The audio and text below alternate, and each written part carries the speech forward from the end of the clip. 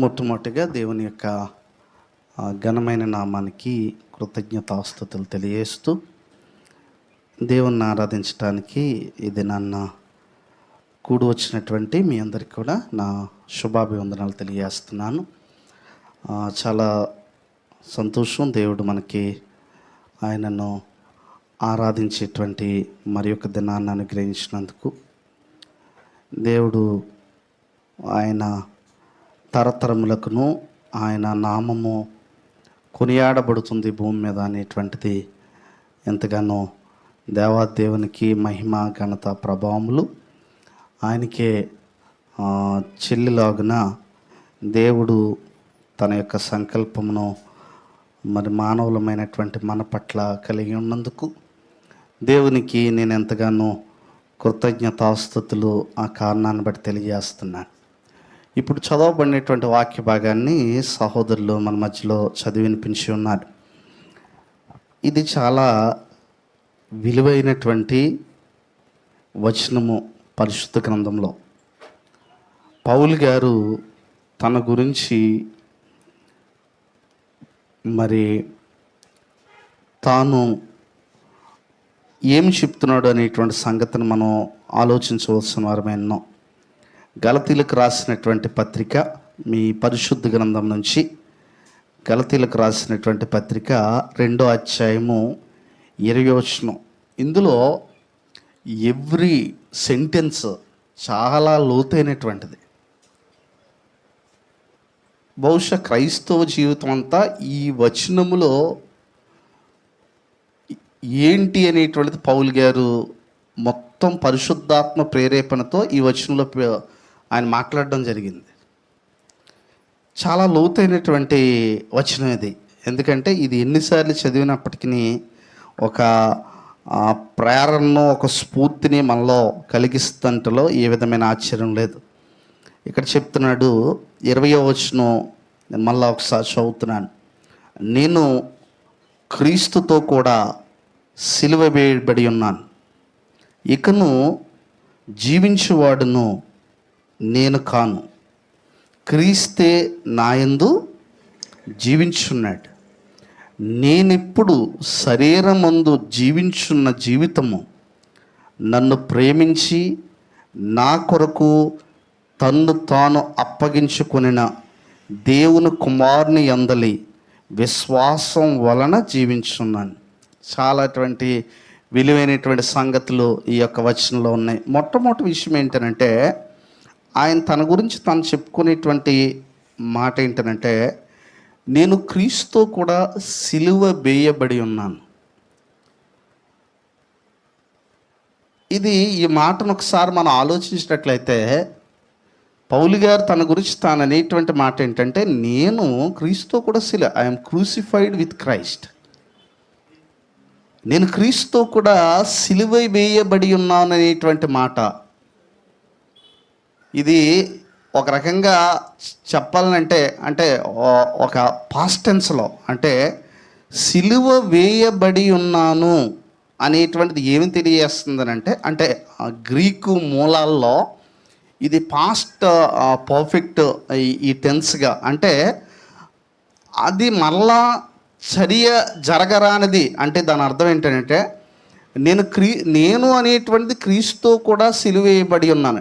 నేను అనేటువంటి మాట దగ్గర గ్రీకులో వాడబడినటువంటి పదం ఏంటంటే ఎగో అనేటువంటి పదం. ఇప్పుడు సాధారణంగా ఈ ఇగో అనే పదం మనం జనరల్గా వాడతాం, కానీ అది తెలుగు పదం కాదు. ఈ ఇగో అనేటువంటి మాట చూడండి, సాధారణంగా కొంచెం ఇగో ఉంది అనేటువంటి మాట. నిజానికి ఇగో అనేటువంటి మాట గ్రీకు మాట. ఐకి గ్రీకు పదం ఏంటంటే ఇగో.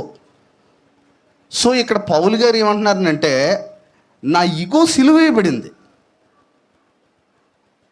ఈరోజు మన ఇగో సిలువేయబడిందా?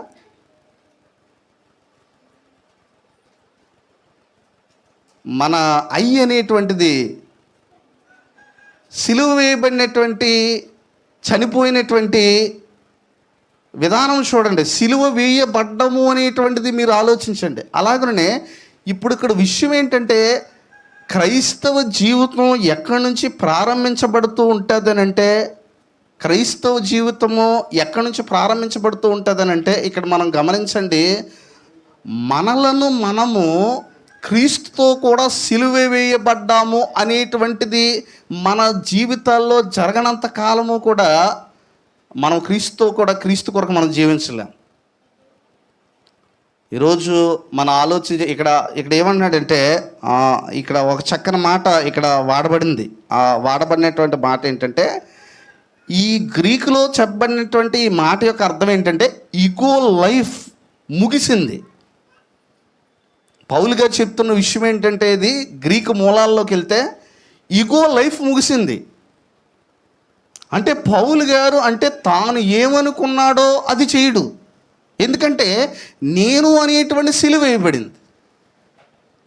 ఈరోజు మనం ఆలోచించినట్లయితే క్రైస్తవ జీవితంలో ప్రాముఖ్యమైనటువంటి విషయం ఏంటంటే, ఒకసారి మనం గమనిస్తే రోమీలకు రాసిన పత్రిక 6వ అధ్యాయము 6వ వచనంలో, మరి దీని కొరకు మనం ఆలోచించినప్పుడు రోమీలకు రాసిన పత్రిక 6వ అధ్యాయం 6వ వచనంలో ఏమంటున్నాడో చూడండి. ఏమనగా, మనమికను పాపమునకు దాసులము కాకుండుటకు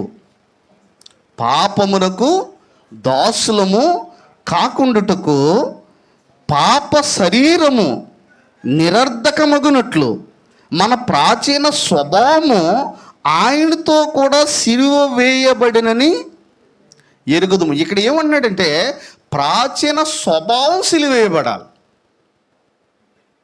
అసలు పాపం అంటే ఏంటో తెలుసా? అసలు పాపం అంటే ఏంటి? ఈ వచనం ప్రకారం పాపం అంటే ఒకటే ఆన్సరు, నాలో నేను జీవించడమే పాపిని, నాలో నేను జీవించడమే పాపము. నాలో ఎవరు జీవించాలి? అక్కడ చెప్తున్నాడు ఆయన, క్రీస్తే నా యందు జీవిస్తున్నాడు. మనం చాలాసార్లు నేను పాపం చేయలేదు, ఈ వాదనలన్నీ అనవసరం, అసలు నాలో నేను జీవించడమే పాపం. ఎందుకంటే ఇక్కడ చెప్తున్నాడు, అక్కడ స్పష్టంగా చెప్తున్నాడు. ఏమన్నాడంటే, ఏమనగా మనం ఇంకను పాపమునకు దాసులము కాకుంటకు పాప శరీరము నిరర్ధకమగునట్లు. అక్కడ ఏమంటున్నాడంటే, మన ప్రాచీన స్వభావము అనేటువంటిది, అక్కడ ప్రాచీన పురుషుడు అనేటువంటి మాట వాడబడింది. ప్రాచీన స్వభావము ఆయనతో కూడా ఏం చేయబడింది? సిలువ వేయబడింది. ఇప్పుడు మనం ఆలోచించినట్లయితే, మనము ప్రాచీన స్వభావం అనేటువంటిది సిలువ వేయబడ్డము అనేటువంటిది జరిగిందా? బాప్తిసాన్ని మనం పొందినప్పుడు మనం నిజంగా మనలో మనం జీవించడం అనేటువంటిది ఎంత దౌర్భాగ్యకరం. అందుకే పౌలు అంటే, నా శరీరంలో మంచిది ఏది నివసించదని నేను ఎరుగుదును. నేను ఒక పాపం చేయడం చేయకపోవడం దాని గురించి మాట్లాడట్లేదు, అసలు నాలో నేను ఎందుకు జీవిస్తున్నాను. చాలాసార్లు నా ఇష్టం అనే మాట మనం ఎందుకు వాడుతూ ఉంటామనంటే, మన స్వభావం ఇంకా మనలో ఉండడం వల్లే. వాక్యానికి మనం ఎందుకు వ్యతిరేకంగా మాట్లాడతామంటే, అది మన స్వభావం. మళ్ళీ ఇప్పుడు వాక్యానికి వ్యతిరేకంగా ఎవరు మాట్లాడతారంటే, ఇంకా శరీరం ఎవరిదైతే స్వభావం సిలువేయబడలేదో ఆ వాక్యం మీద యుద్ధం చేస్తూ ఉంటుంది. అదే సిలువేయబడినని అనుకోండి, పౌలులా మాట్లాడగలడు. అందుకే దేవుని యొక్క వాక్యాన్ని మనము ఇంట్రెస్ట్గా ఎప్పుడు వినగలము అని అంటే, మన స్వభావం సిలువ వేయబడినప్పుడు మాత్రమే వినగలం. మన స్వభావాలు సిలువ వేయబడలేని అంతకాలము కూడా వాక్యం మీద మన కోపమే వస్తుంది. అందుకే అన్నాడు ఆయన, నా గొర్రెలు నా స్వరము అంటే. ఎందుకనంటే ఆయన గొర్రెలన్నీ కూడా వాడు గ్రహిస్తాయి. ఎందుకు అంటే, మా కొరకు సిలువ వేయబడ్డావు అనేటువంటిది మనం జ్ఞాపకం చేసుకుంటూ ఉంటాం. అందుకే ఇక్కడ చెప్తున్నాడు. ఏమన్నాడంటే, ఇంకో మాట కూడా మనం చదవచ్చు. ఏమన్నాడు? గలతీయులకు రాసినటువంటి పత్రిక 5వ అధ్యాయము 24వ వచనంలో ఈ విధంగా ఉంది. గలతీయులకు రాసినటువంటి పత్రిక మనం ఆలోచించినట్లయితే, గలతీయులకు రాసినటువంటి పత్రిక 5వ అధ్యాయము 24వ వచనంలో ఈ విధంగా ఉంది. 24వ వచనంలో ఆయన అంటున్నాడు, 5వ అధ్యాయము 24వ వచనము, క్రీస్తు యేసు సంబంధులు శరీరమును, చూడండి ఇక్కడ దేన్ని, శరీరమును, క్రీస్తు యేసు సంబంధులు శరీరమును దాని ఇచ్చలతోనూ దురాశలతోనూ ఏం చేశారు? ఇచ్చలతోనూ దురాశలతోనూ ఏం చేశారంటండి? సిలువ వేశారట. శరీరాన్ని సిలువ వేయడం. ఇప్పుడు ఒక విషయం ఏంటంటే, శరీరాన్ని క్రీస్తు యేసు సంబంధులు అక్కడ ఏమంటున్నాడంటే, శరీరమును దేన్ని, మనం ఒక విషయం ఏంటంటే, ఇప్పుడు దీన్ని ఈ వచనాన్ని బట్టి మనం చూద్దాం. ఇప్పుడు పాపం అంటే ఏంటి? శరీరాన్ని సిలువేయకపోవడమే. శరీరానికి ఏమున్నాయి? శరీరానికి దురాశ ఉంది, రెండోది ఏంటి? ఇచ్చలు ఉన్నాయి. అందుకే అన్నాడు, లోకంలో ఉన్నదంతయు నేత్రాశ, శరీరాశ ఉంది, జీవడము ఉంది. మరి మన శరీరం దగ్గర వచ్చేటప్పటికి ఆయన ఏమంటాడంటే, అక్కడ చెప్తున్నాడు ఏమంటాడే, శరీర యాచల వల్ల. ఇక్కడ చూడండి, దురాశల వల్ల. ఇప్పుడు మనం ఆలోచించండి, మనలో మనమే జీవిస్తూ చేసే ఆలోచనలన్నీ కూడా ఎంత ప్రమాదకరమైనవో. అందుకే ఇక్కడ ఏం చెప్తున్నాడంటే, శరీరమును దాని ఇచ్చలతోనూ దురాశలతోనూ సిలువేసి ఉన్నారు. ఈ విషయాన్ని మనం స్పష్టంగా ఆలోచించవలసినటువంటి అవసరం ఉంది. ఎందుకంటే సిలువ వేయడము అనేటువంటిది మనం స్పష్టంగా ఆలోచించవచ్చు. ఇంకొక వచనాన్ని కనుక మనం ఆలోచించినట్లయితే, రోమీలకు రాసిన పత్రిక, ఇప్పుడు జీవిస్తున్నటువంటి జీవితం గురించి ఆలోచిస్తే, రోమీలకు రాసిన పత్రిక 6వ అధ్యాయము 11వ వచనాన్ని కనుక మనం ఆలోచించినట్లయితే, ఇక్కడ కూడా మాట ఉంది మనకి. 6వ అధ్యాయము 11వ వచనంలో ఈ విధంగా చెప్తున్నాడు, అటువలే మీరును పాపం విషయమై మృతులుగాను దేవుని విషయమై క్రీస్తు యేసునందు సజీవులుగాను మిమ్మును మీరే ఎంచుకోండి. ఇప్పుడు పాపం విషయమై మృతులు అవ్వాలి అని అంటే శరీరం ఏం చేయబడాలి? సిలువేయబడాలి. మీరు ఒక విషయాన్ని ఆలోచించండి. పాపం అనేటువంటి దానికి వివరణ బైబిల్ వివరణ వేరు, లోక వివరణ వేరు. చాలాసార్లు కొంతమంది ఏమంటుంటారనంటే, ఏ పాపం చేయకుండా యేసుక్రీస్తు నమ్ముకోకపోయినా పర్లేదా అంటుంటారు. ఏ పాపం చేయకుండా యేసుప్రభుని నమ్ముకోకపోతే నిత్యం వెళ్తారు అనేటువంటి. అసలు శరీరంతో జీవిస్తున్నటువంటి జీవితంలో పాపం ఉంది అని అన్నప్పుడు ఏ పాపం చేయకుండా నువ్వు ఎలా ఉంటావు? కొంతమంది అడిగేటువంటి ప్రశ్న ఏంటంటే, యేసుప్రభుని నమ్ముకోకపోయినా పర్వాలేదా, పాపం చేయకుండా ఉంటే చాలా. ఈ ప్రశ్న అడిగేటువంటి వారందరూ కూడా అసలు నీ శరీరంలో మంచి ఉన్నదని నువ్వు ఎలా అనుకుంటున్నావు? పాపం అనేటువంటి దానికి ఎబ్రివేషన్. ఇప్పుడు పాపం అనేటువంటి దాన్ని ఎవరు నిర్వచించాలి? దేవుడు నిర్ణయించాలి. ఎందుకంటే పాపి పాపాన్ని ఎలా నిర్వచిస్తాడు? పరిశుద్ధుడు పాపాన్ని నిర్వచిస్తాడు. ఎందుకంటే ఒక విషయం మనం ఆలోచించినట్లయితే, రాంగ్ స్కేల్ రైట్ కొలత ఎలా ఇస్తుంది? రాంగ్ స్కేల్ రైట్ కొలత ఇస్తుందా? మీటర్లో తప్పు ఉందండి, టేప్ మంచిది కాదు, లెక్కలు దాని మీద సరిగ్గా లేవు, ఇప్పుడు అటుకెళ్ళి కొలవండి, సరైన కొలత వస్తుందా? రాదు. మీరు ఎప్పుడన్నా చూసినట్లయితే, ఇప్పుడు మీటర్ అంటే ఎన్ని సెంటీమీటర్లు ఉన్నది అంతా కరెక్ట్గా ఉందనుకోండి మీటరు, అప్పుడు మాత్రమే అవతలది మీటర్ ఉందా లేదనేటువంటి సరిగ్గా కొలవగలదు. అలాగనే పాపి నీతిని పాపాన్ని డిక్లేర్ చేయలేడు. అది చేయవలసింది ఎవరంటే పరిశుద్ధుడు. ఎందుకనంటే ఆయన అంటున్నాడు, నీ దేవుడు ఏమై అన్నాడు? పరిశుద్ధుడే అన్నాడు. పరిశుద్ధుడు మాత్రమే పాపాన్ని డిక్లేర్ చేయగలడు. ఇప్పుడు దేవుడు డిక్లేర్ చేసినప్పుడు యేసుక్రీస్తు ప్రభువుని కొంతమంది కోసమే పంపించాడా, అందరి కోసం పంపించాడా? అందరి కోసం పంపించినప్పుడు అందరూ పాపులు కదా. ఒకవేళ నా ఒక్కడి కోసం యేసు ప్రభు సిలువ వేయబడలేదు అని నేను అంటున్నానంటే నాలో నీతి నివసిస్తుంది. కానీ ఇక్కడ అంటున్నాడు, అందరూ పాపము చేసి దేవుడు అనుగ్రహించిన మహిమను పొందలేకపోతున్నారు. ఇంకొక విషయం మనం ఆలోచించాలంటే, అందరూ పాపం చేసి దేవుడు అనుగ్రహించి మహిమను పొందలేకపోతున్నారు అని అన్నాడనంటే, ఇప్పుడు దేవుని యొక్క నీతి ఏం చేసిందనంటే, దేవుని యొక్క పరిశుద్ధత ఏం చేసిందనంటే, ఆయన పరిశుద్ధత అనేటువంటి కొలతలో చూసినప్పుడు ప్రతి మనిషి ఎలా కనిపించాడు? ఆయనకి పాపిగానే కనిపించాడు. అందువలననే పాపులమైన మన కొరకు ఆయన ఏమైపోయాడండి? చనిపోయాడు. ఒక విషయం ఇది మనం గమనించవలసినటువంటి విషయం. ఇంకా మనం ముందుకెళ్ళి మనం ఆలోచించినట్లయితే ఇక్కడ చూడండి ఏమంటున్నాడంటే, ఇది కూడా చెప్పాడు యేసుప్రభువారు. లోకాసువార్త 9వ అధ్యాయము 23వ వచనంలో యేసుప్రభువారు స్పష్టంగా తెలియజేసినటువంటి మాట ఏంటంటే, లోకాసువార్త 9వ అధ్యాయము 23వ వచనంలో మీరు కనుక చూసినట్లయితే 9వ అధ్యాయము 23వ వచనం,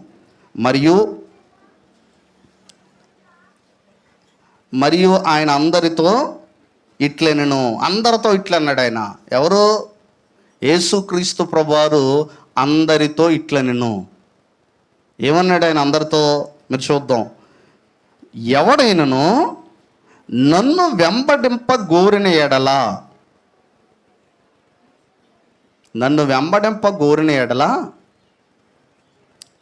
పాపాలు మానేయండి అనలేదు ఆయన. నన్ను వెంబడింప గోరిన ఎడల, నన్ను ఎవడైనా వెంబడింపాలనుకుంటే మందు తాగడం మానేయండి, సిగరెట్లు కాల్చడం మానేయండి, వ్యభిచారం చేయడం మానేయండి. ఇవన్నీ తర్వాత కేటగిరీ. అసలు ముందు తను ఉపేక్షించుకోవాలి. తను ఉపేక్షించుకున్నవాడు వీటి జోలికి వెళ్ళడం. ఇంకా అసలు విషయము మనం ఆలోచించినట్లయితే ఇక్కడ ఒక మాట అంటున్నాడు. ఏమన్నాడంటే, ఎవడైనానో అక్కడ అంటున్నాడండి. ఆయన అందరితో చెప్పిన మాట ఏంటంటే, అక్కడ చెప్తున్నాడు ఆయన అందరితో ఇట్లా, ఎవడైనా నన్ను వెంబడింప గోరిన ఎడల.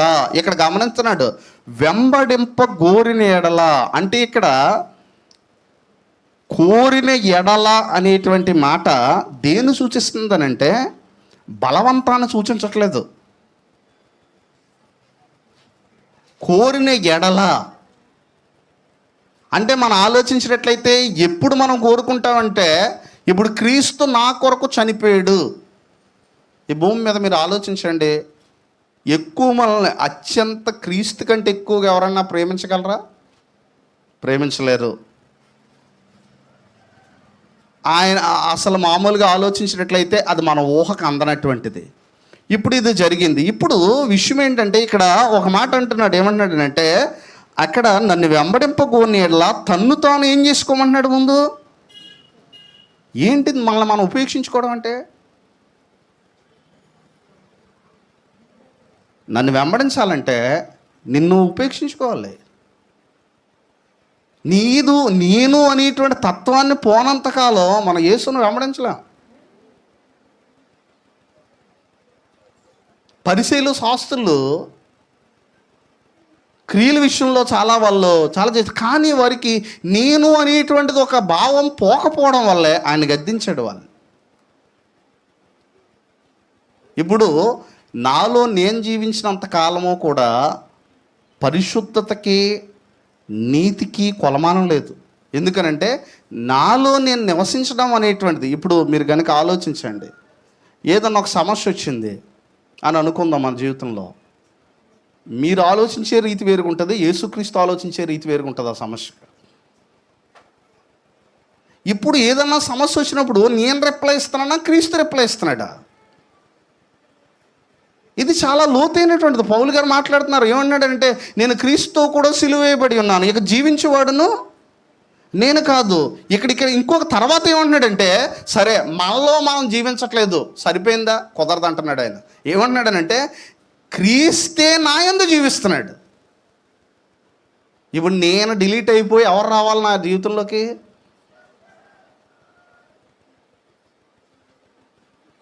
నేను ఎన్ని సంవత్సరాల నుంచి క్రైస్తవంలో ఉన్నాన్నది ఇంపార్టెంట్ కాదు. ఇన్ని సంవత్సరాలు నాలో క్రీస్తే జీవించాడా? ఎన్ని సంవత్సరాల నుంచి నేను క్రీస్తు సంఘంలో ఉన్నాను అనేటువంటిది ఇంపార్టెంట్ కాదు. ఎన్ని సంవత్సరాల నుంచి నాది క్రీస్తు సంఘం, నేను రైట్ అనే వాదోపవాదాలు కాదు. క్రీస్తు నిజంగా జీవిస్తున్నాడా నా జీవితంలో? నా జీవితంలో క్రీస్తు జీవిస్తున్నాడా? నా జీవితంలో క్రీస్తు జీవించకపోతే 50 సంవత్సరాలు క్రీస్తు సంఘంలో ఉన్న వేస్ట్. నువ్వు చచ్చేదాకా ఉన్న వేస్ట్, నాలో క్రీస్తు జీవించకపోతే. అది ఊరికి చెప్పుకోవడం పనిచేస్తుంది అంత ముక్క. ఇక్కడ పౌలు గారు అంటున్నారు నాలో క్రీస్తు. అందుకే కొంతమంది గురించి ఆయన చెప్పాడు ఆయన బైబిల్ గ్రంథంలో. ఈ సంవత్సరాలన్నిటిలోనూ నేను క్రీస్తు సంఘాన్ని తెలుసుకున్నాను అనే అతిశయం కంటే నాలో క్రీస్తు జీవిస్తున్నాడా అనే క్వశ్చన్ చాలా ఇంపార్టెంట్. క్రీస్తు నాలో జీవిస్తున్నాడా? ప్రతిరోజు నాలో క్రీస్తు జీవిస్తున్నాడా? క్రీస్తు జీవిస్తే ఎలా ఉంటుంది? ఈ భూమి మీద యేసు ప్రభు ఎన్ని సంవత్సరాలు జీవించాడు? 33 సంవత్సరాలు జీవించాడు. ఎలా జీవించాడు ఈ 33 సంవత్సరాలు? ఆయన ఎలా జీవించాడు అనేటువంటిది ఒకసారి మనం ఫోకస్ చేయండి ఆయన లైఫ్ని. నిజంగా ఇప్పుడు మనం ఆలోచించినట్లయితే ఇప్పుడు యేసు క్రీస్తు లైఫ్ని మనం పక్కన పెట్టుకుంటే మనలో ఎవరికైనా అతిశయం రావడానికి అవకాశం ఉందా? ఎందుకంటే అది ఏం చేస్తూ యేసు ప్రభు లైఫ్ ఇప్పుడు ఏం చెప్తూ ఉంటుంది అంటే నువ్వు ఇంకా అక్కడికి ఎదగలేదు, నువ్వు ఇంకా అక్కడికి ఎదగలేదు అని చెప్తూ ఉంటుంది. ఇప్పుడు అతిశయం ఎక్కడ వచ్చింది? అందుకే క్రీస్తు సంఘములో క్రీస్తు నివసించాలి. క్రీస్తు నివసించినప్పుడు ఉట్టి పేరుతో పరలోకం వెళ్ళాం. క్రీస్తు ఖచ్చితంగా నివసించాలి. ఎందుకంటే మనము క్రీస్తు వారము అని చెప్పుకుంటున్నాడు. అందుకే అన్నాడు మీరు లోకమునకు ఏమై ఉన్నారు? వెలుగై ఉన్నారు. ఫస్ట్ ఆయన ఏమన్నాడనంటే నేను లోకమునకు వెలుగును. ఇప్పుడు ఏమంటున్నాడనంటే ఆయన కొంతకాలానికి మీరు లోకమునకు వెలుగై ఉన్నారు. ఎప్పుడు వెలుగు అనంటే నాలో క్రీస్తు జీవిస్తున్నప్పుడు నేను లోకానికి వెలుగును.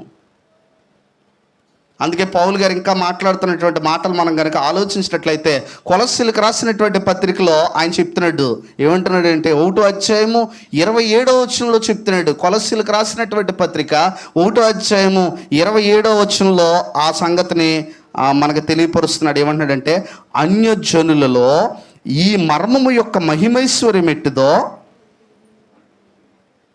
చూడండి, మహిమైశ్వర్యం ఎట్టిదో అది అనగా మీ అందున్న క్రీస్తు, అక్కడ ఏమంటాడంటే మీ అందున్న క్రీస్తు మహిమ నిరీక్షణ అయి ఉన్నాడను సంగతిని దేవుడు తన పరిశుద్ధులకు తెలియపరచుకోరి ఇప్పుడు ఆ మర్మమును వారికి ఏం చేశాడు? బయలుపరిచాడు. ఇక్కడ చూడండి, మీ అందున్న క్రీస్తు. ఈరోజు మనలో ఏముండాలంటే క్రీస్తు ఉండాలి. అందుకే అంటుంటాడు. ఇంకో వచనం కూడా మనం చూడొచ్చు. యోహాను సువార్త 15వ అధ్యాయం 5వ వచనంలో కూడా ఆయన చెప్తున్నాడు. యోహాను సువార్త 15వ అధ్యాయం 5వ వచనంలో ఏమన్నాడో చూడండి. ద్రాక్షవల్లిని నేను, తీగెలు మీరు, ఎవడు నాయందు నిలిచి ఉండును. యోహాను సువార్త 15:5లో ద్రాక్షవల్లి నేను, తీగెలు మీరు, ఎవడు నాయందు నిలిచి ఉండును, నేను ఎవని యందు నిలిచి ఉందునో వాడు బహుగా ఫలించును, నాకు వేరుగా ఉండి మీరేమీ చేయలేరు. ఇక్కడ మాట అంటున్నాడు. ఏమంటున్నాడంటే అక్కడ యోహాను భక్తుడు రాస్తున్నటువంటి యేసుక్రీస్తు పలుకున్నటువంటి మాటలు ఏంటంటే ఎవడు నా యందు నిలిచి ఉండునో, ఆ తర్వాత ఎవడు నా యందు నిలిచి ఉండు, ఆయన యందు నిలిచి ఉండడం. ఎవరి యందు? ప్రభువునందు మనం నిలిచి ఉండడం. మన లైఫ్కి స్టాండ్ ఏంటి? మన లైఫ్ని ఎవరు నడిపిస్తున్నారు? ఎప్పుడైనా ఆలోచించామా మన జీవితాన్ని ఎవరు నడిపిస్తున్నారు అన్నది? నా లైఫ్కి మార్గదర్శి ఎవరు? నా జీవితానికి నిజంగా నా జీవితం అని ఇప్పుడు స్టీరింగ్ అనుకుందాం. బస్సు యొక్క ఆధీనం లేదంటే కారు యొక్క ఆధీనం అంతా దేంట్లో ఉంటుంది? స్టీరింగ్ ఎటు తిప్పితే అటు వెళ్తుంది. కారు అంతేనంటే స్టీరింగ్ ఎటు తిప్పితే వెళ్తుంది. ఆ యొక్క బార్ అయినా సరే మనం ఆలోచించినట్లయితే హ్యాండిల్ బార్ అనేటువంటి ఎటు తిప్పితే వెళ్తుంది.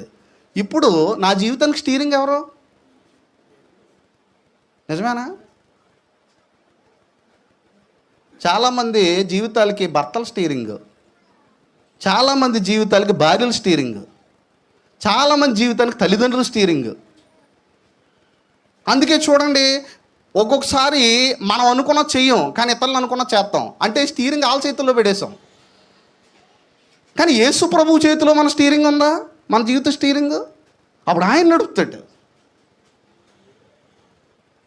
ఇక్కడ విషయం ఏమంటున్నాడనంటే అక్కడ స్పష్టంగా చెప్తాడు, ఎవడు నా యందు నిలిచి ఉండునో వాడు బహుగా ఫలిస్తాడు. ఇప్పుడు యేసుక్రీస్తు చెప్పినట్టుగా మన జీవితం జీవించడం వల్ల నష్టం ఏదైనా ఉందా భవిష్యత్తులో? తాత్కాలికంగా ఉండొచ్చు నష్టాలు, తాత్కాలికంగా శ్రమలు ఉండొచ్చు. యేసు ప్రభు గురించి ఓ మాట ఉంది, ఏంటంటే ప్రతి మోకాలు ఆయన ఎదుట వంగుతుందని. కానీ భూమి మీద ఆయనే వంగాడు. కానీ ఇప్పుడు ఒకరోజు ప్రతి మోకాలు ఏం చేస్తుంది? ఆయన ఎదుట వంగుతుంది. ఇక్కడ ఒక విషయం తెలుసా అండి, ఇప్పుడు ఎవరైనా చర్చికి రావట్లేదు అనుకో, వాళ్ళకి నష్టం. కానీ ఒకరోజు ఖచ్చితంగా వంగుతాయి ఇవన్నీ కూడా. యేసు ప్రభు వచ్చినప్పుడు అప్పుడు అంగీకరిస్తాడో లేదో తెలీదు. ఖచ్చితంగా ఒకరోజు తప్పనిసరిగా ఈ భూ ప్రజలందరి మోకాళ్ళు ఆయన ఎదుట వంగుతాయి. కానీ అప్పటికే ఏమైపోయింది, ఇంకా టైం అయిపోయింది. ఎందుకంటే వచ్చేది ఎవరనంటే హోమ్ మినిస్టర్ కాదు, వచ్చేది ప్రధానమంత్రి కాదు, వచ్చేది అమెరికా దేశం ప్రెసిడెంట్ కాదు, ఈ ప్రపంచాన్ని సృష్టించిన సృష్టికర్త రాబోతున్నాడు మళ్ళీ ఈ లోకంలోకి. అందుకే ఆయన మేఘారూరుడై వచ్చును, ప్రతి నేత్రం ఆయన చూచును. ఆయన పొడిచిన వారును ఏం చేస్తారు? ఆయన చూస్తారు. ఆ వచ్చేటువంటి ఆయన సామాన్యుడు కాదు. ఆయన ఏమన్నాడంటే నేను మళ్ళా వస్తున్నాను. ఇప్పుడు పౌలులా జీవించినటువంటి వారికి ఎంత ఆనందం ఆ రోజు. ఎన్నాళ్ళు ఎదురు చూశాను నీకోసం, నువ్వు వచ్చావు, ఇదిగో నా జీవితం నీకోసమే జీవించాను. ఈ భూమి మీద ఎన్నో అవమానాలు పడినా, ఎన్నో కష్టాలు పడినా, ఎన్నో నిందలు పడినా నా నుంచి నిన్ను ఎవరో వేరు చేయలేకపోయారు. ఎంత ఆనందకరమైన దినం అది. ఈరోజు మనం ఆలోచించినట్లయితే ఇది, అందుకే ఏమన్నాడంటే ఆయన రాబోయేటువంటి రోజుని ఆయన చెప్తున్నాడు. ఏమన్నాడంటే ఇదిగో నేను త్వరగా వచ్చున్నాను. ప్రకటన గ్రంథంలో చెప్తున్నాడు. ఏమంటున్నాడు అంటే ప్రకటన గ్రంథంలో అక్కడ ఒక మాట చెప్తున్నాడు. ప్రకటన గ్రంథంలో చూడండి ఏమంటున్నాడు.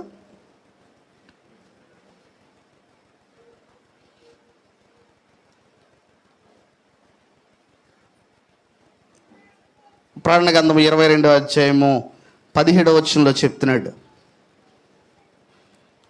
ఆత్మయు పెండ్లి కుమార్తెయు రమ్ము అని చెప్పుచున్నారు, వినువాడును రమ్ము అని చెప్పవలను, దప్పిగొన్న వానిని రానిమ్ము, ఇచ్చయించు వాడిని జీవజలం ఉచితముగా. అంటే ఇక్కడ రమ్ము అని చెప్పగలిగేటువంటిది ఎవరో? యేసు ప్రభు. ఇప్పుడు మీరు కనుక ఆలోచించినట్లయితే యేసు ప్రభు వస్తాడంటే భయం వేస్తుందా, ఆనందం వేస్తుందా? భయం వేస్తుందంటే నువ్వే జీవిస్తున్నావు. ఆనందం వేస్తుందనంటే నీలో యేసే జీవిస్తున్నాడు. రాకడకి భయపడవలసింది ఎవరు? ఇప్పుడు పౌలు అంటే ఆయన భయపడతాడా రాకడకే? అసలు మరణానికే భయపడలేదు ఆయన. ఇప్పుడు ఈరోజు మనం మరణానికి ఎందుకు భయపడుతున్నాం? అస్సలు మరణించకుండా ఉండడానికి, అవమానపరచబడకుండా ఉండడానికి, లేదంటే ఈ లోకములో ఒక పేరు సంపాదించడానికే బ్రతుకుచున్నాం. చూసారా, నువ్వు ఎంత ప్రయాసపడినా ఖచ్చితంగా మరణిస్తావు.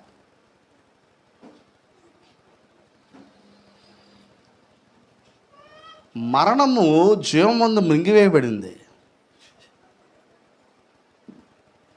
మరణానికి భయపడని వ్యక్తి భూమి మీద ఎవరోనంటే ఒకే ఒక్కడు ఉంటాడు. మరణానికి భయపడిన వ్యక్తి ఎవరన్నా ఉన్నారనంటే తాను సిలువ వేయబడి తన జీవితంలో యేసు ప్రభు జీవిస్తున్నాడంటే అతను మరణానికి భయపడ్డాడు. ఎందుకో తెలుసా? తన జీవితంలో యేసు జీవిస్తున్నాడు కదా. యేసు ప్రభు ఈ భూమి మీద కూడా జీవించాడు, చనిపోయాడు, మళ్ళా యుగయుగములో ఏం చేస్తున్నాడు? ఆయన జీవిస్తున్నాడు. మరి క్రీస్తు ఎవరి జీవితాల్లో అయితే జీవించాడో అతడు కూడా యుగయుగములో ఏం చేస్తాడు? జీవిస్తాడు. ఈ ధైర్యం మనలో ఉందా? ఈ భూమి మీద ఉండగా చాలా సంవత్సరాలకి చాలామంది యేసు ప్రభువుని చాలా కాలం నుంచి నమ్ముతూ ఉంటారు. కానీ ఫోకస్ పెట్టడం దేని గురించి అంటే పునరుద్ధానం మీద.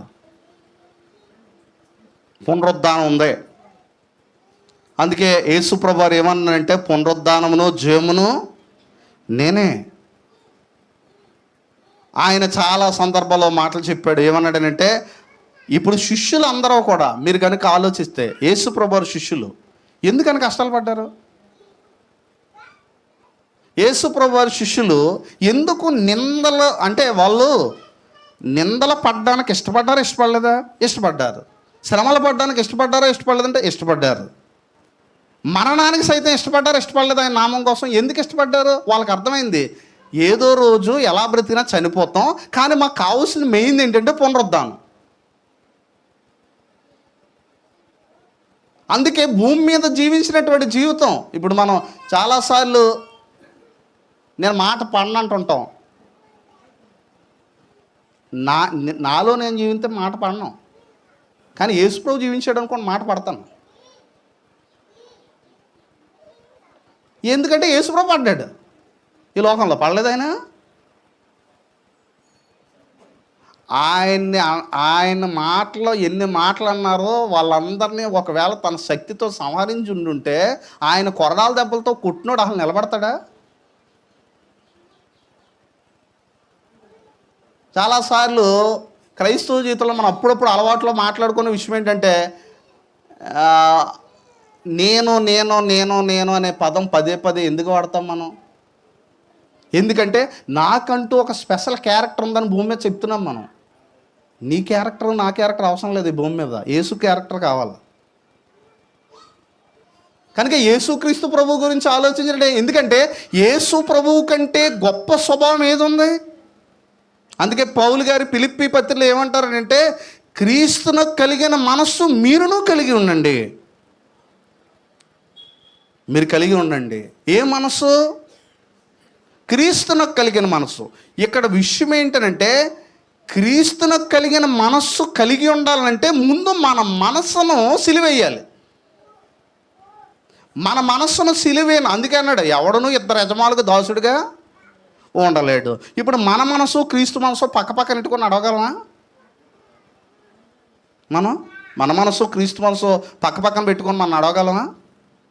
ఆయన ఏమన్నాడంటే, మీరు క్రీస్తుతో కూడా అందుకే నా మనసు సిలివేయబడాలి. క్రీస్తు మనసు నేను కలిగి ఉండాలి. ఇప్పుడు క్రీస్తు మనసు ఎంత తగ్గించుకుంది ఈ భూమి మీద? ఆయన మనసులో చూడండి, మనం చాలాసార్లు చెప్పుకుంటూ ఉంటాం, దాసుని స్వరూపం ఏం చేశాడు? ధరించాడు. దాసుని స్వరూపం ధరించాడు. తన్ను తానే రిక్తుడిగా చేసుకున్నాడు.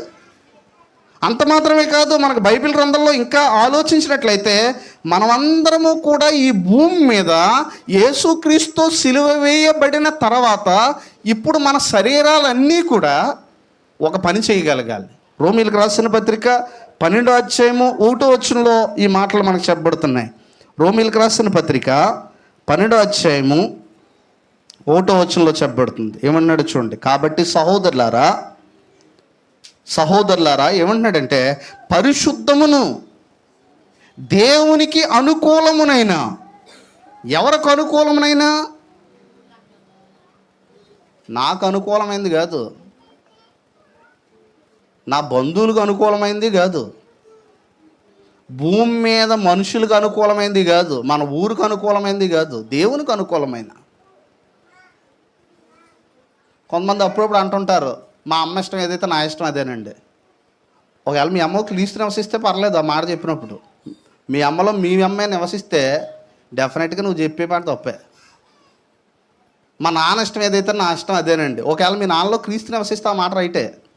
ఒకవేళ మీ నాన్నలో క్రీస్తు లేడనుకో డెఫినెట్గా నువ్వు చెప్పే మాట తప్పే. ఒకవేళ చాలాసార్లు నా భార్య ఇష్టం ఏదైతే నా ఇష్టం అదేనండి. ఒకవేళ నీ భార్యలో క్రీస్తు నివసిస్తున్నాడు అని అనుకో పర్లేదు ఆ మాట చెప్పినప్పుడు. ఎందుకంటే అప్పుడు ఇద్దరు ఇష్టాలు ఒకటవుతాయి. ఎందుకంటే క్రీస్తే పరిపాలన చేస్తున్నాడు కాబట్టి. ఒక్కొక్కసారి మనం ఏమనుకుంటామనంటే, నాకు మనసులో ఒకటి ఉంది కానండి, మరి లోకం ఏమంటుందా అని ఆలోచిస్తున్నానండి. అంటే లోకము ఒక్కోసారి మనలో మనం కూడా జీవించాం, లోకాన్ని జీవింపజేస్తూ ఉంటాం. ఎక్కడ తీసుకొచ్చి? ఒక్కోసారి మనం ఎంత దయనీయులు అంటే మనం కూడా చంపుకొని లోకాన్ని తీసుకొచ్చి మళ్ళీ ఇట్టుకుంటాం. అప్పుడు లోకం జీవిస్తుంటుంది మనలో. అందుకే చూడండి, మనకు నచ్చినవి చేయం కానీ లోకానికి నచ్చినవన్నీ చేసుకుంటూ పోతుంటాం. అందుకే చూడండి, చాలా సమయాల్లో ఎందుకు ఆచారాలన్నీ పాటిస్తూ ఉంటారనంటే లోకం జీవిస్తుంది వాళ్ళలో. ఇంకా లోకం జీవిస్తుంది. ఇప్పుడు లోకం జీవిస్తే ఏమైంది? లోకంలో ఉన్నదంతయో శరీరాస నేత్రరస జీవడము.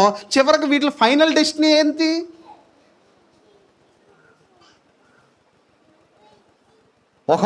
ఇప్పుడు పౌలు గారు చెప్పినటువంటి మాట ఏంటంటే, ఇప్పుడు పౌలు గారు ఈ భూమి మీద జీవించాడు, ఆయనలో క్రీస్తు జీవించాడు కాబట్టే ఈ సంఖ్యలు కదా. ఆయనలో క్రీస్తు జీవించాడు, అందుకే సంఖ్యలు వేయించుకున్నాడు ఆయన. ఒకవేళ ఆయన జీవించుంటే ఆయన అసలు ఎవడం సంఖ్యలు వేయగడ్డ దగ్గరికి వచ్చి, నిజంగా ఆయనలో ఆయన జీవించుంటే ఎంతమందిని కొట్టేశాడు ఆయన. అపోస్తుల కార్యాలు 8వ అధ్యాయంలో సంఘమును హింసించింది ఎవరు ఎక్కువ? 1వ శతాబ్దంలో పౌలు గారు చాలామందిని ఈడ్చేసాడు. ఒకవేళ నిజంగా అప్పటి పౌలే ఇప్పుడు ఉన్నాడంటే అసలు ఎవరన్నా ఆయన చేతికి సంఖ్యలు వేసి చెరసల్లో పడేయగలరా ఆయన్ని? కానీ పడేసినా సరే మౌనంగా ఉన్నాడనంటే క్రీస్తు నాలో జీవిస్తున్నాడు. మరి ఇది ఓటమా? చాలామంది అనేటువంటి మాట ఏంటంటే, ఇలా జీవిస్తే లోకం అయిపోతామండి అని. అందుకే క్రీస్తు ప్రభు లోకం అయిపోయాడా? అన్ని నామముల కంటే ఇప్పుడు ఎవరిది పైన అమ్మైంది? లోకం ఏం చెప్తూ ఉంటుందంటే, తగ్గించుకుంటే లోకం అయిపోతామని చెప్తూ ఉంటుంది. కానీ క్రీస్తు ప్రభు ఏం చెప్తున్నాడంటే, అన్ని నామముల కంటే పైనామం నాది అయ్యింది. ఎందుకంటే ఒకరోజు కూడా అందరూ కూడా ప్రతి మోకాలు ఎవరి ఎత్తు ఉంచుతారు?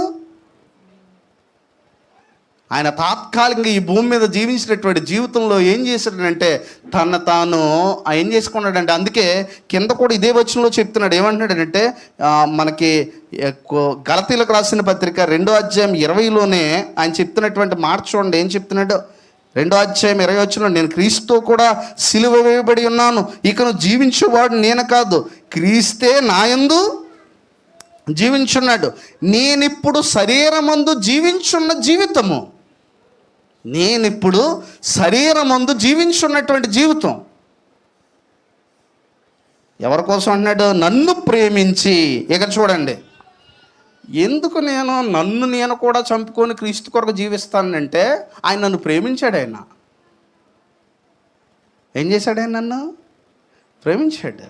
అందుకే పౌలు గారు ఏమంటుంటానంటే, బ్రతుకుట క్రీస్తు కోసం బ్రతుకుతాను. ఎందుకనంటే నన్ను ప్రేమించాడు ఆయన, నా కొరకు తాను ఏం చేసుకున్నాడు ఆయన. అందుకే అక్కడ చెప్తున్నాడు, నేనిప్పుడు శరీరమందు జీవించున్న జీవితము ఏమన్నాడంటే నన్ను ప్రేమించి, ఏమన్నాడంటే అక్కడ చెప్తున్నాడు, నన్ను ప్రేమించి నా కొరకు తాను అప్పగించుకొనిన దేవుని కుమారుని యందలి విశ్వాసం వలన జీవిస్తున్నాను. ఇక్కడ ఏమన్నాడంటే నా కొరకు తాను అప్పగించుకున్నాడు. అసలు మనం నిజంగా ఆలోచించినట్లయితే క్రీస్తు మనల్ని ఎంత ప్రేమించాడు? ఎప్పుడైనా క్రీస్తు ప్రేమను మనం తేరు చూడగలిగామా?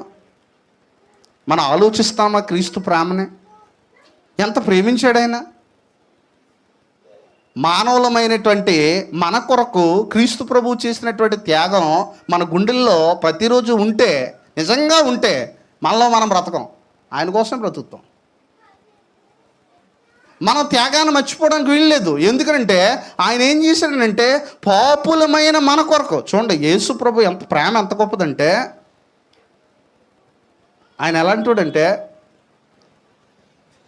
మన చాలాసార్లు మన జీవితంలో చూడండి ఆయన ఎంత ప్రేమించాడంటే, కొద్ది చేపట్లో ఆయన అమ్మేస్తాడని తెలిసినోడు కాళ్ళు కూడా కడిగాడు ఆయన. This is the love. కొద్ది చేపట్లో ఆయనకి నాకు సంబంధం లేదని అంటాడని తెలుసా తెలియదు యేసు ప్రభుకి, అయినా తగ్గించుకొని అతని పాదాలు కడిగాడు. కొద్ది చేపట్లో నా పక్కన ఉన్న వాళ్ళందరూ నన్ను విడిచిపెట్టి పోతారని తెలుసు ఆయనకి, అయినా పాదాలు కడిగాడు. మన లోకానికి ఏం నేర్పుతామంటే, ఒరే ఆడి దగ్గర చేతకుండు అని నేర్పుతాం మనం. క్రీస్తు నేర్పలేదు లోకానికి. శత్రువును సైతం ఏం చేయమన్నాడండి? ప్రేమించు. దాని గురించి జాగ్రత్తగా ఉండే యేసుప్రభు ఇప్పుడు కూడా, పేతురు యోధా దగ్గర జాగ్రత్తగా ఉండే, ఏమి నేర్పలేదు ఆయన. యోధా లాంటి వాడిని కూడా ప్రేమించడం నేర్పించాడు ఆయన.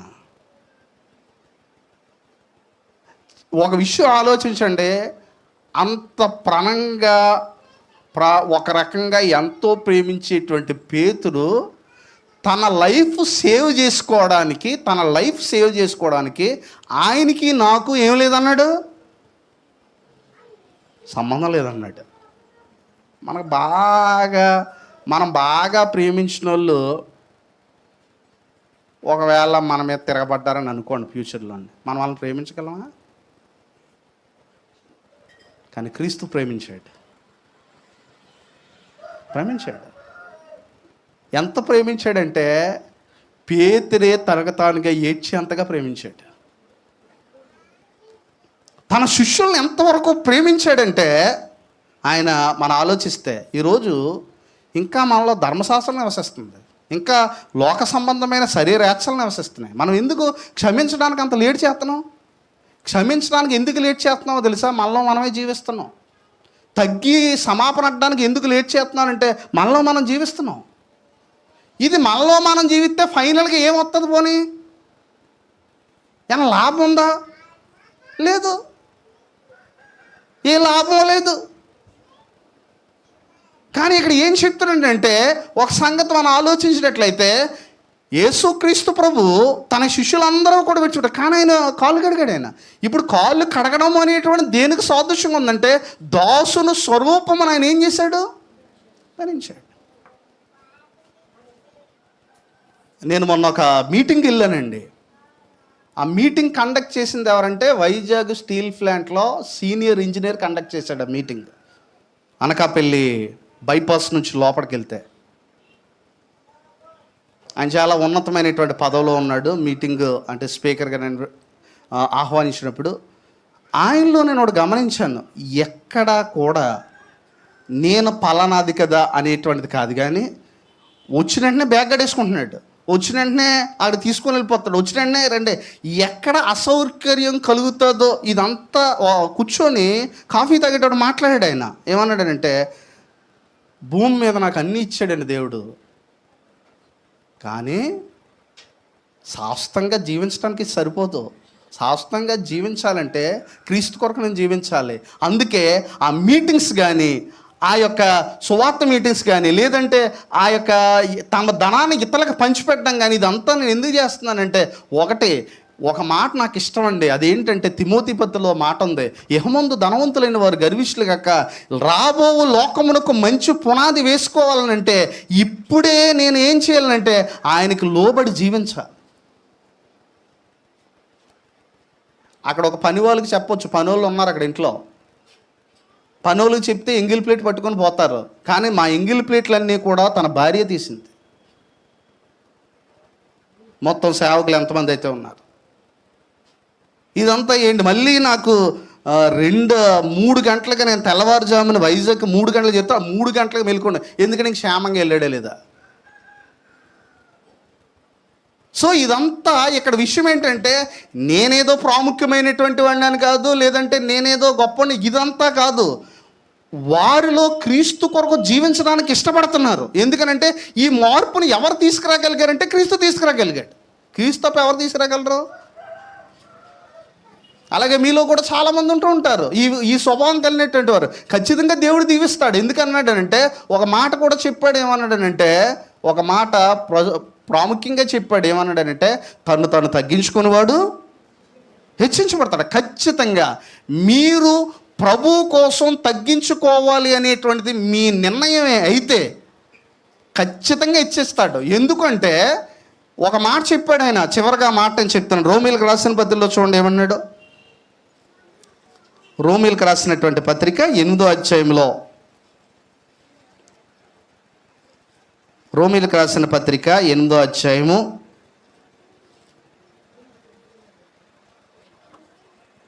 8వ అధ్యాయంలో ఇక్కడ ఆలోచించినట్లయితే 8వ అధ్యాయం 17వ వచనంలో అంటున్నాడు, మనము పిల్లలమైతే వారసులము, అనగా దేవుని వారసులము, క్రీస్తుతో కూడా మహిమ పొందుటకు. ఇక్కడ చూడండి, క్రీస్తుతో కూడా మహిమ పొందుటకు.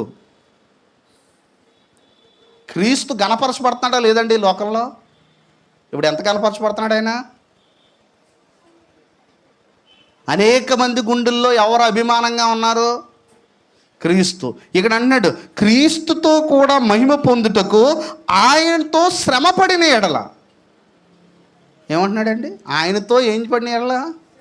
శ్రమ పడిన ఎడల క్రీస్తుతోటి వారసులము. క్రీస్తు కోసం శ్రమ పడడం వల్ల భవిష్యత్తులో లాభం ఉందా, నష్టం ఉందా? లాభమే ఉంది.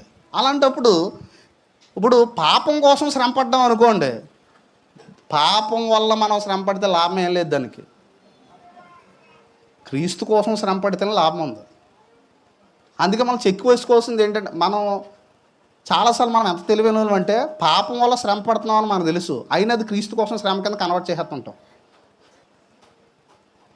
ఇక్కడ జ్ఞానమని దాన్ని తీర్పు చెప్పాలి. ఎందుకంటే నాకు ఎందుకు శ్రమ వచ్చింది అనేటువంటిది నాకు తెలుసు.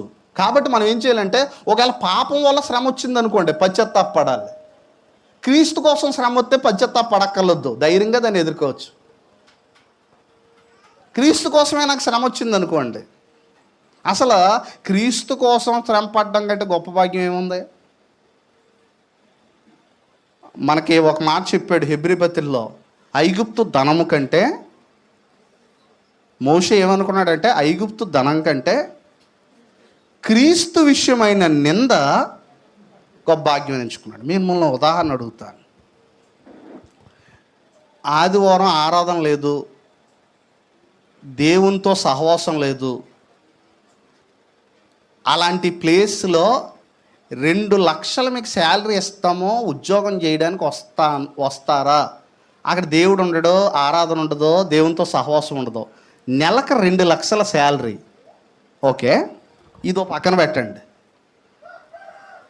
ఒక చోట మీకు 50,000 ఇస్తానంటున్నారు, దేవునితో సహవాసం ఉంది, దేవునితో పాలు పంచుకునే సమయం ఉంది. ఈ రెండిట్లో ఏది ఎంచుకుంటారు? ఇదే ఐగుప్తు ధనం కంటే క్రీస్తు విషయమైన నింద భాగ్యం ఎంచుకోవడం. మీరు ఎప్పుడైనా జీవితంలో ఒక నిర్ణయం తీసుకున్నప్పుడు ఒకటి జ్ఞాపకం చేసుకోండి. ఏంటో తెలుసా?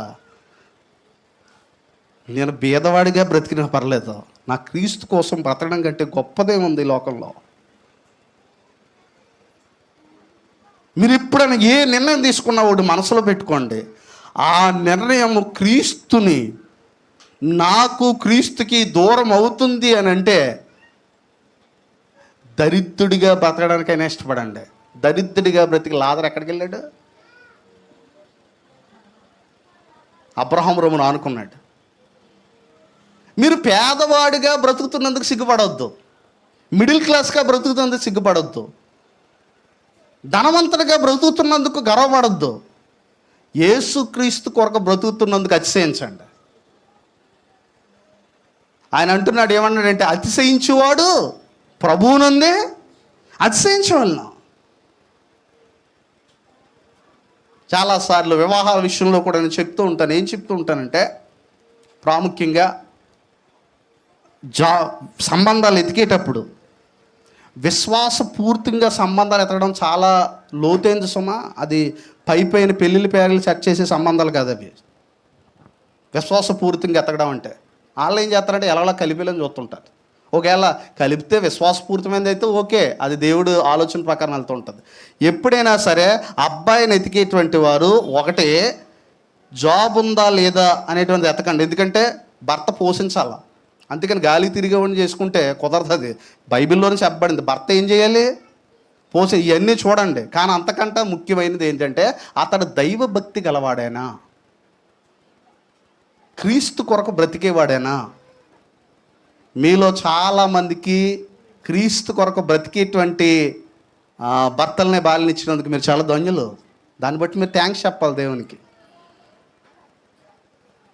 మీరు కలిసి ఎవరైతే ఆరాధనకు వస్తున్నారో మీరు ధన్యులు.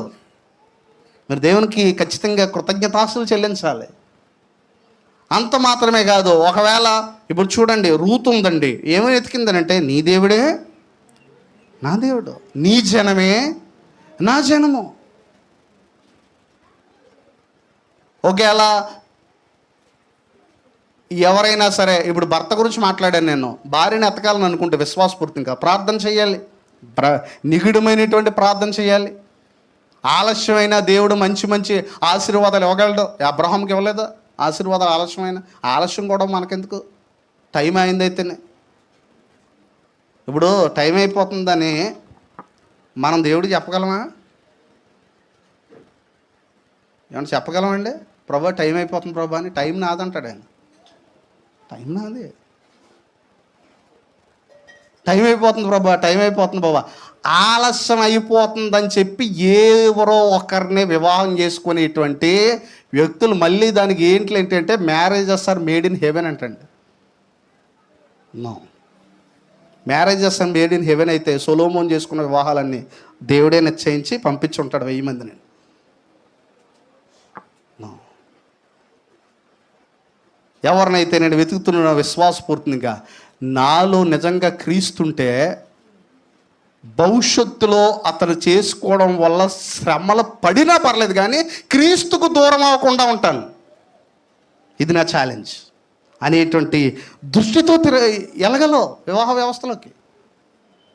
ఇవన్నీ లేవనుకోండి, సుఖపడతాను లేదన్నది ఒకటే చూసుకుంటాం అంతే. సుఖపడతాను అనుకుంటే ఖాయం చేసుకుంటావు, కట్నం సెట్ అయితే ఖాయం చేసుకుంటావు. ఇవేమి చూడవు. ఇంకా విశ్వాసపూరితం కాకపోతే ఏమి చూడక్కర్లేదు.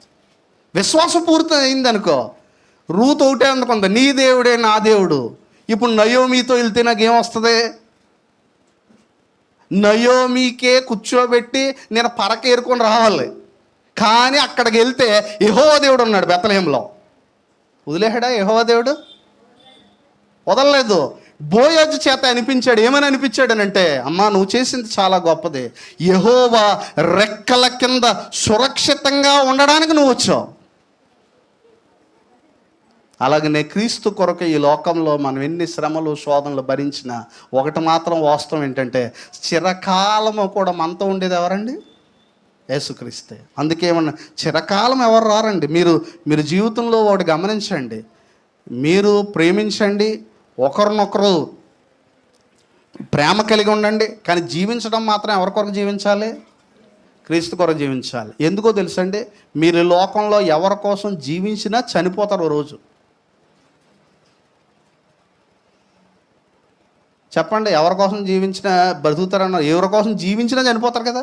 ఎవరి కోసం? ఒకవేళ ఖచ్చితంగా వాళ్ళు చనిపోయిన, నువ్వు ఎవరి కోసం జీవించినా ఒక రోజు వాళ్ళు చనిపోయినప్పుడు ఖచ్చితంగా అప్సెట్ అవుతావు.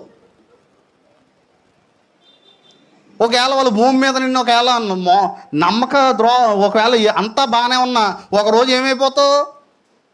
చాలా అప్పుడన్నా అప్సెట్ అవుతావు.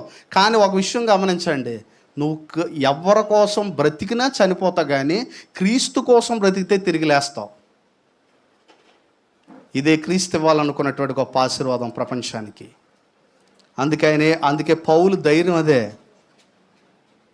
పౌలు తన తల తెగ్గొట్టించుకున్నాడు.